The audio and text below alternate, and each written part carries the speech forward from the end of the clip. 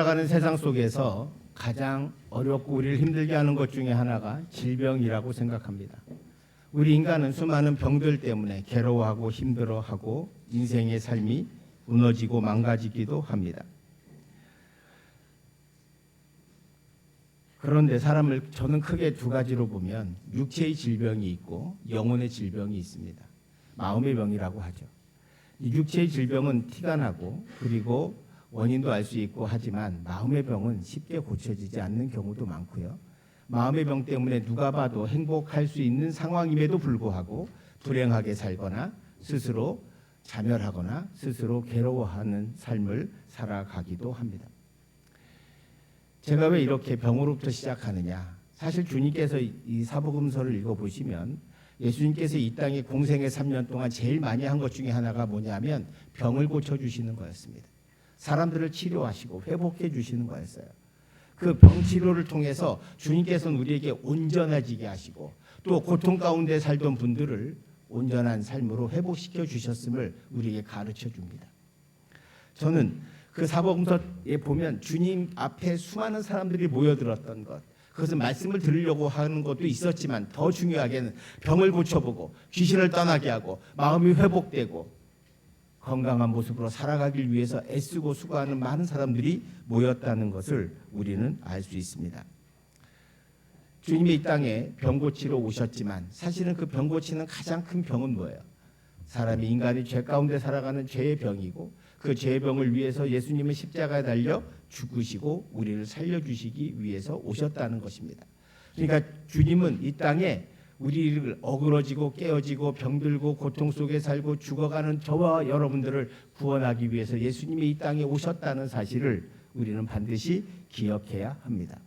저는 오늘 이 본문을 통해서 치유받은 사람, 회복된 사람이 어떤 사람이냐? 오늘 본문은 우리에게 분명하게 가르쳐줍니다. 누구나 예수님을 만나면 살더라. 누구나 예수님을 만나면 살아날 수 있다는 것을 오늘 본문은 가르쳐주고 있습니다. 자, 그런데 그러지 못한 사람도 있다는 것을 여러분 염두에 두시고 오늘 본문을 함께 확인하면서 보겠습니다. 오늘 본문에 먼저 회당장 야이로라고 하는 분이 나옵니다. 회당장 야이로는 그 당시 동네에 말씀에 가장 권위 있는 바리새인들 가운데 가장 높은 사람이고요. 그리고 지위도 있고 권세도 있는 사람입니다. 이 회당장이 자신보다 나이가 훨씬 젊은 사람. 그 당시 회당장은 한 50은 돼야 하는데 지금 예수님은 그 당시 30세였단 말이죠. 그리고 그 당시 유명한 예수님도 아니었어요. 그런데 이 예수님을 찾아옵니다. 온 것도 대단한 일인데 그 회당장은 예수님 앞에 엎드렸다고 오늘 본문은 말합니다. 41절 42절을 한번 보시기 바랍니다. 한 절씩 교독하겠습니다. 이에 회당장인 야이로라 하는 사람이 와서 예수의 발 아래 엎드려 자기 집에 오시기를 간구하니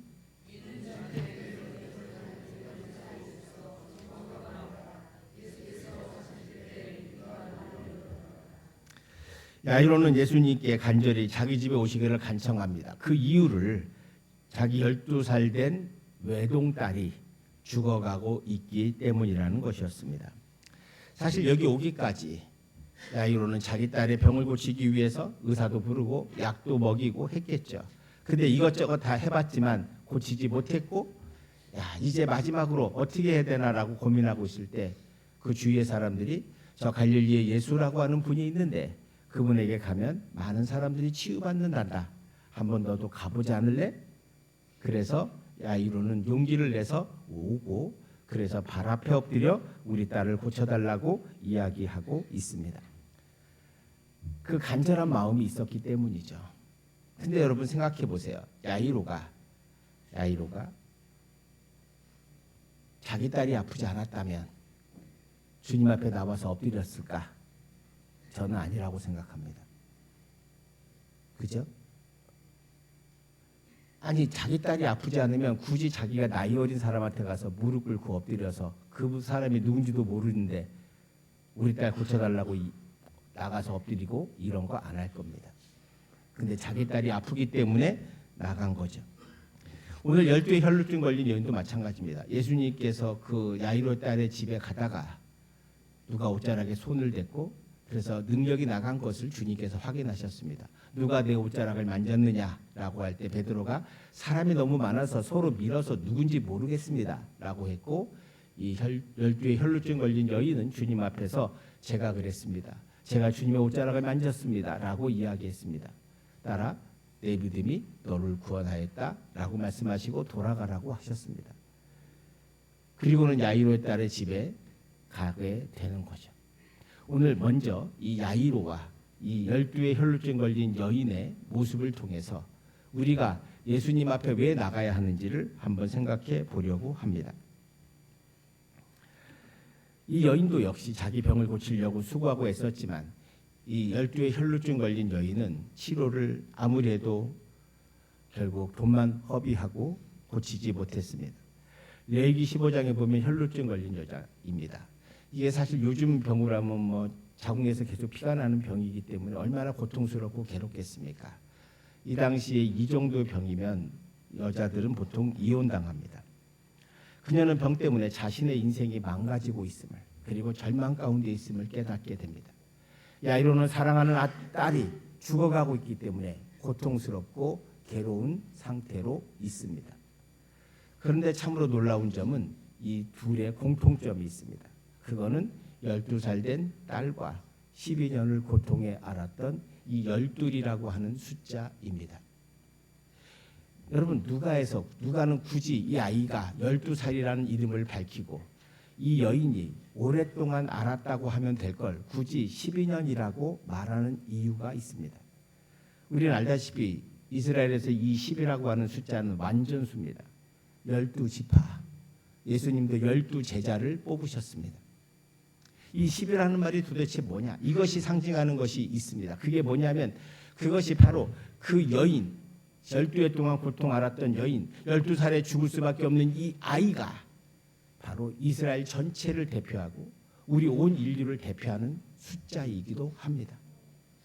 그러니까 10이라고 굳이 한 12살, 그 다음에 12년이라고 했던 것은 결국 누가는 이 인간의 고통과 아픔, 자녀를 잃은 고통, 그리고 12달 동안 내가 질병 가운데 고통 가운데 살던 그 아픔을 치유하시고 회복해 주시는 분이, 온전케 해주시는 그분이 예수님이라고 우리에게 선포하고 있는 것입니다.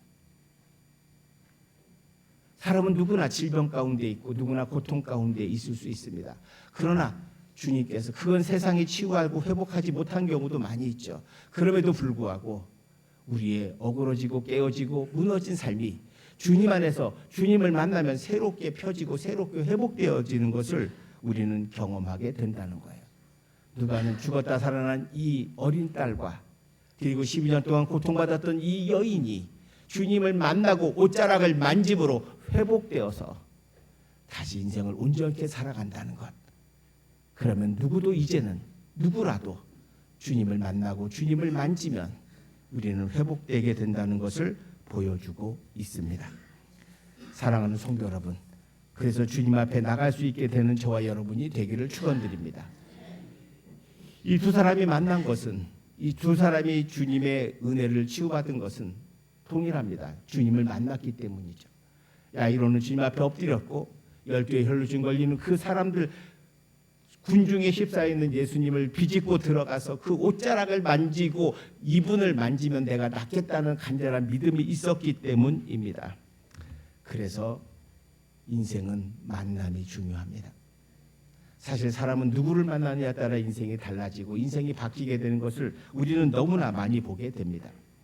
그 정채봉 씨라는 동화 작가가 쓴 에세이에 만남이란 글이 있는데 그 작가는 만남에서 세 가지 종류가 있다고 합니다. 첫 번째로는 생선 같은 만남입니다. 만지기만 하면 비린내가 나는 만남을 말합니다. 만나면 서로에게 좋지 않은 영향을 주는 것이죠.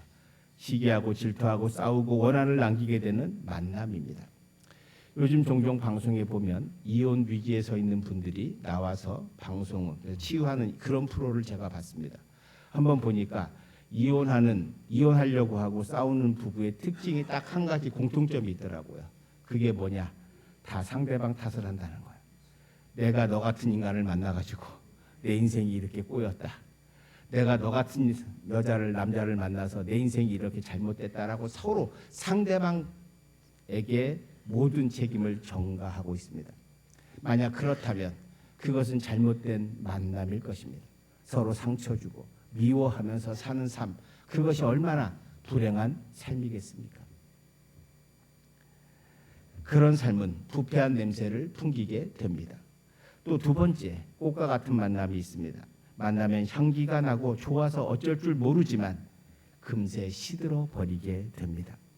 모든 육체는 풀과 같습니다. 풀은 쉬마르고 꽃은 10일을 넘기지 못하죠. 꽃과 같은 사랑은 좋을 때만 만나는 것입니다. 그런 만남도 온전한 만남은 아니죠. 셋째, 손수건 같은 만남이 있습니다. 상대가 슬플 때 눈물을 닦아주고 그의 기쁨이 내 기쁨인 양 축하하고 그래서 함께 언제라도 하는 만남. 그것이 진정한 만남이라고 이 작가는 말합니다. 그렇습니다. 좋은 만남은 내가 힘들 때 힘을 얻고 내가 슬플 때 나를 도와줄 수 있다는 것입니다. 근데 여러분 잘 보시면 아까 제가 말씀드렸지만 야이로가 자기 딸이 아프지 않았다면 주님을 붙잡았을까? 12의 혈루증 걸린 여인이 아프지 않았다면 주님의 옷자락을 잡았을까? 아마도 아니었을 것 같아요. 아프기 때문에 고통스러워서 주님을 붙잡았습니다. 여러분, 때로는 그래서 고통이, 괴로움이 하나님의 은혜인 겁니다. 왜? 그때가 주님을 만날 좋은 기회이기 때문입니다. 아멘. 그래서 우리가 만남이 인생의 행과 불행을 결정하는데 대부분 사람들은 자기가 건강할 때 착각합니다. 자기가 마음의 병이 있고 고통 속에 살지 않으면 자기는 잘 살고 있는 것처럼 착각하고 인간적인 방식으로 생각하고 그래서 예수 믿는 사람을 우습게 여기고 뭐 저런 걸 믿냐고 말하는 경우도 있습니다. 그러다 질병 가운데 있으면 삶에 감당할 수 없는 고난이 자기 앞에 닥치면 결국 주님의 십자가를 붙들게 되고 주님 앞에 나오는 거예요. 야이로처럼 12의 혈루증 걸린 여인처럼 예수님 앞에 수많은 환자들이 주님 앞에 나와서 엎드렸던 이유는 바로 자기 자녀가 아프거나 자기가 아프거나 고통 가운데 있을 때 주님을 만나게 되는 거예요. 오늘 저는 여러분에게 이거 묻고 싶어요. 여러분은 지금 주님을 만나기를 갈망하십니까? 나는 건강해서, 나는 별로 기도할 제목이 없어서, 나는 뭐 지금 잘 살고 있으니까 라고 생각한다면 그것은 우리가 교만하기 때문입니다. 교만한 사람은 예수를 찾지 않습니다.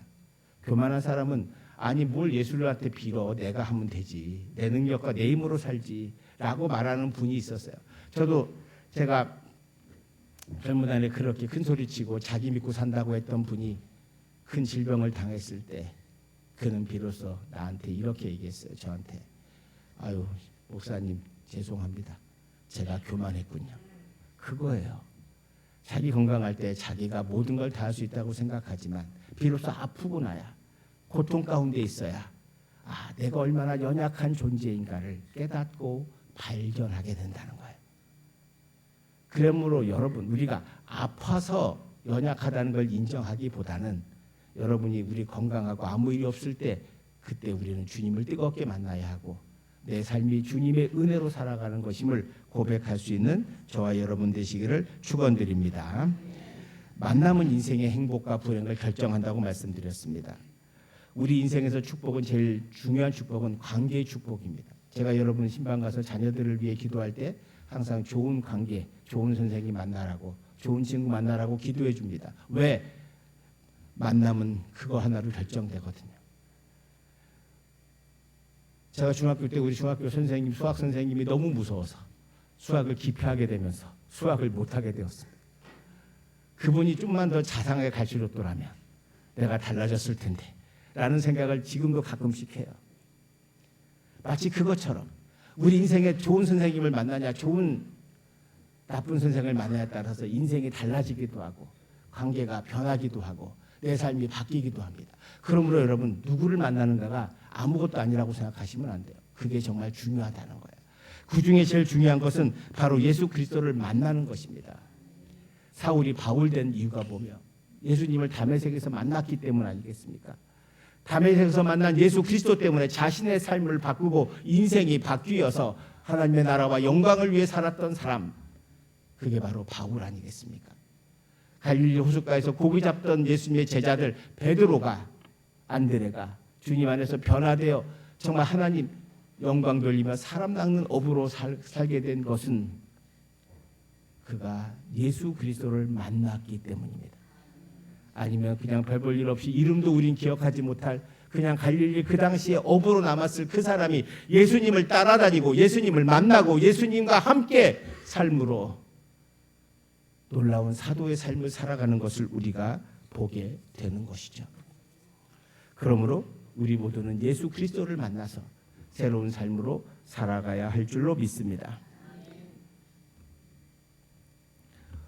오늘 본문의 비밀은 그 다음에 있는데, 주님께서 치료하기 위해서 이제 가다가 12혈루증 걸린 여인을 만나잖아요. 그래서 치유받고 그 얘기하는 가운데 이미 사람이 와서 야이로의 딸이 죽었다고 합니다. 사람들은 비통에 빠집니다. 이제 주님 가실 필요 없습니다 라고 했어요. 그런데 주님은 아닙니다. 50절 보시면 주님이 뭐라 그러십니까? 예수께서 들으시고 이르시되 두려워하지 말고 믿기만 하라. 그리하면 딸이 구원을 얻으리라. 아멘. 여러분, 이 말씀을 기억하시기 바랍니다. 두려워하지 말고 믿기만 하라. 여러분 삶의 질고가, 괴로움이, 고통이 있다면 두려워하지 마시고 주님을 믿으시기를 축원드립니다. 첫 번째, 우리가 예수를 만나야 치유의 역사가 있고, 두 번째는 믿으셔야 합니다. 주님 앞에 둘러싸고 주님 앞에 나왔다고 다 치유받고 회복된 게 아니에요. 항상 그들 중에 믿음을 가지고 주님 앞에 나갔을 때 옷자락을 만지고 엎드리고 주여 나를 고쳐주소서라고 소리라도 치고 외치는 사람이 구원받았지, 그냥 아프다고 누워있는다고 치유되고 회복되지 않아요. 그 믿음의 행위가 있어야 합니다. 믿기만 하라. 주님은 그러면서 뭐라 그래요? 아이가 잔다고 말합니다. 아이가 잔다고 하는 것은 이 아이를 살리겠다고 하는 주님의 약속이기도 합니다. 그럼 그 약속을 믿고 아멘 하면 되는데, 사람들은 뭐라고 하냐? 53절에 보시면 그들이 죽은 것을 아는 고로 비웃더라. 비웃더라요. 비웃더라. 비웃었다는 말이 뭐예요? 에이, 택도 없는 소리. 죽은 아이가 어떻게 살아? 라고 생각했다는 거예요. 그게 믿음 없는 사람들의 모습입니다. 세상 사람들이 그리스도를 바라볼 때, 우리를 바라볼 때 그런 모습으로 봤죠. 비웃고 있습니다. 저 사람들 뭐 하는 거야? 라고 말이죠. 그러나 그들은 예수님의 능력을 알지 못하기 때문입니다. 주님은 가서 자는 아이를 보고 뭐라고 합니까? 아이야 일어나라고 외치자 그 아이가 곧 일어나 살았습니다. 그리고 55절에 보면 먹을 것을 주라고 하십니다. 이게 포인트입니다. 누가는 의사였습니다. 그는 살아난 사람은 특징이 뭐다? 먹는다였습니다. 우리가 알다시피 우리는 흔히 돌아가시는 걸 밥숟갈 놨다고 말합니다. 그 말이 뭐예요? 못 먹으면 누구라도 죽는다는 말입니다. 병자가 병원에서 수술하고 중환자였다가 일어나서 미음을 먹고 그리고 밥을 먹을 때 되면 항상 의사가 말합니다. 태어나시라고. 밥을 먹으면 태어나라고 그러더라고요. 왜? 먹는다는 것은 살았다는 것을 말합니다. 주님께서 이 아이에게 먹을 것을 주라고 한 것은 뭐예요? 그 먹었다는 얘기고 그 아이가 진짜로 살아났다는 것을 증명하고 있습니다. 아멘. 예수님은 야이로의 딸을 살리셨고 죽은 나인성의 가부를 살리셨고 가부의 아들을 살리셨고 나사로를 살리셨습니다. 그리고 당신도 십자가에서 달려 죽으시고 사흘 만에 살아나셨습니다. 이것이 바로 예수님의 능력이요 우리를 향한 구원의 길이었다는 것, 그리고 영생을 주시기 위해 우리에게 사망 권세를 이겼음을 보여주신 사건입니다. 그래서 우리 모두가 이 시간에 주님을 뜨겁게 만나기를 저는 기도합니다. 우리가 예배를 왜 드립니까? 주님을 만나기 위해 이 자리에 왔습니다. 그럼 주님을 만나시고 여러분의 삶의 문제들을 내어놓으시고 기도하시기를 축원드립니다.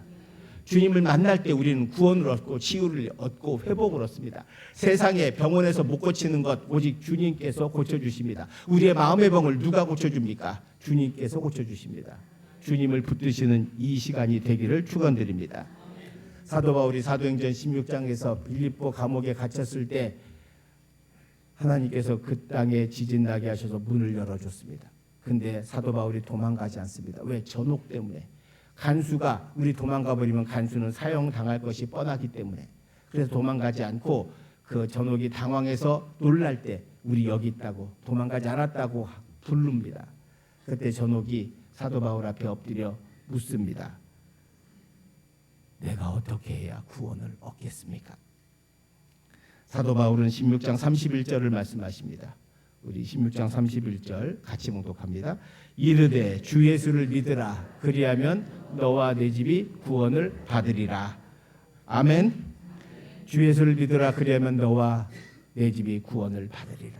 여기서 믿으리라고 하는 단어는 만나라고 하는 단어로 바꿔도 됩니다. 주님을 만나십시오. 주님을 만날 때 여러분 우리가 주님을 믿게 되고 구원받게 될 줄 믿습니다. 사복음서를 잘 읽어보시면 대부분의 경우는 병자가 주님을 찾아왔을 때입니다. 왜 옵니까? 아파서 옵니다.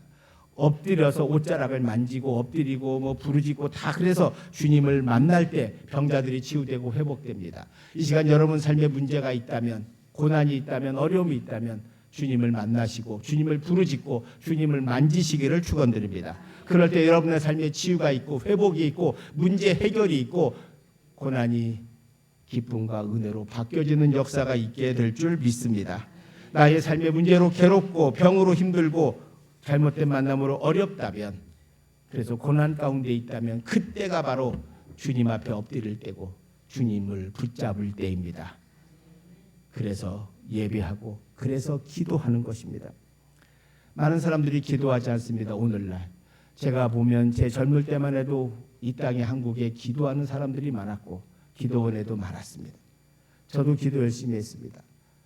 우리 어머니도 기도 열심히 했고요. 많은 분들이 그때 기도, 금요기도회, 철야기도회 이런 거 많이 했습니다. 새벽 기도 때도 많았습니다. 지금 우리가 왜 기도하지 않을까요? 고난이 없어져서요? 삶의 문제가 해결돼서요? 아무 문제가 없어서? 아니요. 우리는 주님을 찾지 않아도 세상에서 치유되고 회복되고 고칠 수 있다고 믿기 때문입니다. 주님보다 더 큰 은혜와 더 큰 기쁨이 세상에 있다고 믿기 때문입니다. 여러분, 그래서 우리가 오늘 예수 믿는 게 어려운 시대고 주일에 한번 예배 시간 드리면 그거조차도 대단하다고 말하는 시대가 되었습니다. 그런데 정확히 말하면 여러분, 그거 신앙생활 잘못하는 겁니다. 우리가 꼭 다치고 아프고 중병에 걸려야 기도해야 합니까? 아닙니다. 지금 여러분 주님을 만날 때고, 지금 여러분이 주님 앞에 엎드릴 때고, 지금 여러분이 주님의 옷자락을 붙들 때입니다. 그럴 때 여러분의 놀라운 삶의 역사가 있고 치유가 있고 회복이 있고 그리고 여러분 안에 진정한 믿음이 생기게 됩니다. 제가 왜 여러분을 괴롭히려고 자꾸 기도하라고 말합니까? 교회에서 왜 자꾸 특별 밤기도회, 새벽기도회 이런 거 만들어가지고 자꾸 기도하라고 합니까? 여러분을 괴롭히려고 하는 게 아닙니다. 여러분이 정말 주님을 만나고 야이로의 딸이 치유받은 것처럼, 열대 혈증 걸린 여인이 고통받은 여인이 회복된 것처럼, 나병 환자가 치유되어 하나님을 찬송했던 것처럼, 귀신 들린 자가 귀신이 떠나서 하나님 앞에 찬송하고 새로운 인생을 살았던 것처럼 저는 여러분들이 이 땅에서 어그러지고 무너진 삶이 아니라 진정 주님 안에서 참된 기쁨과 은혜의 삶을 살아가기를 원하기 때문이고 인생의 비전을 세우기 원하기 때문이고 주의 십자가의 은혜 아래 살아갈 수 있기를 소망하기 때문입니다. 자신의 힘과 능력을 의지하지 마시고 주님의 십자가를 붙드십시오. 주님 앞에 나아가십시오. 주님의 옷에 손을 댄 믿음이 여러분에게 있기를 기도합니다. 그럴 때 우리가 진정 주님 안에서 치유되고 회복될 뿐 아니라 우리의 깨어지고 무너지고 상하고 찢기고 아픈 것들이 천천히 주님 안에서 회복되고 온전해지고 그래서 주님의 은혜로 살아가게 되고 내 인생이 정말 주님의 은혜로 감사와 기쁨의 삶으로 살아야 되겠구나. 정말 나는 하나님의 은혜 받은 사람이구나 라는 것을 깨닫게 될 때까지 주님을 붙잡고 회복되어지고 치유되는 역사가 있게 되기를 축원드립니다.